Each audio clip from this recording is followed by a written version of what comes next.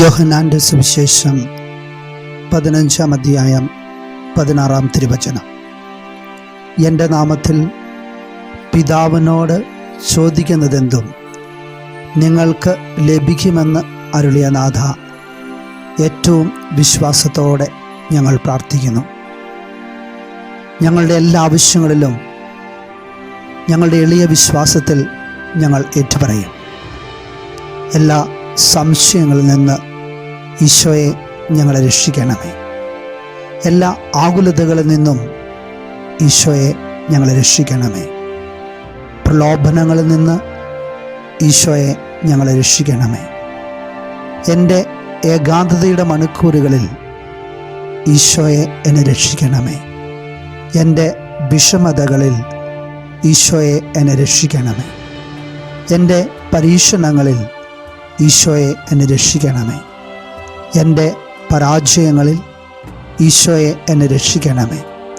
എൻ്റെ കാര്യനിർവഹണങ്ങളിൽ ഈശോയെ എന്നെ രക്ഷിക്കണമേ. എൻ്റെ പ്രയാസങ്ങളിൽ ഈശോയെ എന്നെ രക്ഷിക്കണമേ.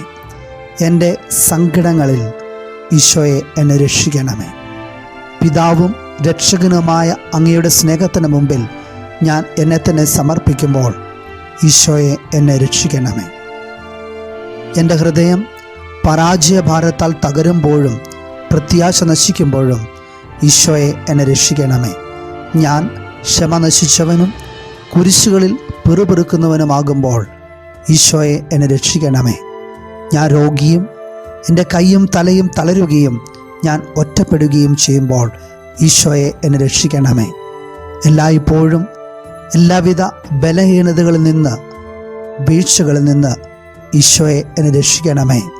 എൻ്റെ ഈശോയെ എന്നെ അവിടുന്ന് കൈവിടരുതേ. സർവശക്തനായ ദൈവമേ, എൻ്റെ എല്ലാ ബുദ്ധിമുട്ടുകളിലും എനിക്ക് ആശ്വാസം നൽകണമെന്ന് പൂർണ്ണ വിശ്വാസത്തോടെ ഞാൻ യാചിക്കുന്നു. നല്ലിടനായ യേശുവേ, എന്നെ കൈവിടരുതേ. സ്വർഗവാതിൽ തുറന്ന് അങ്ങയുടെ ശക്തമായ കരങ്ങൾ നീട്ടി എനിക്ക് സമാധാനം പ്രദാനം ചെയ്യണമേ. നമ്മുടെ വ്യക്തിപരമായ ആവശ്യങ്ങൾ ഈ നിമിഷം ദൈവസന്നിധിയിലേക്ക് നമുക്ക് സമർപ്പിക്കാം.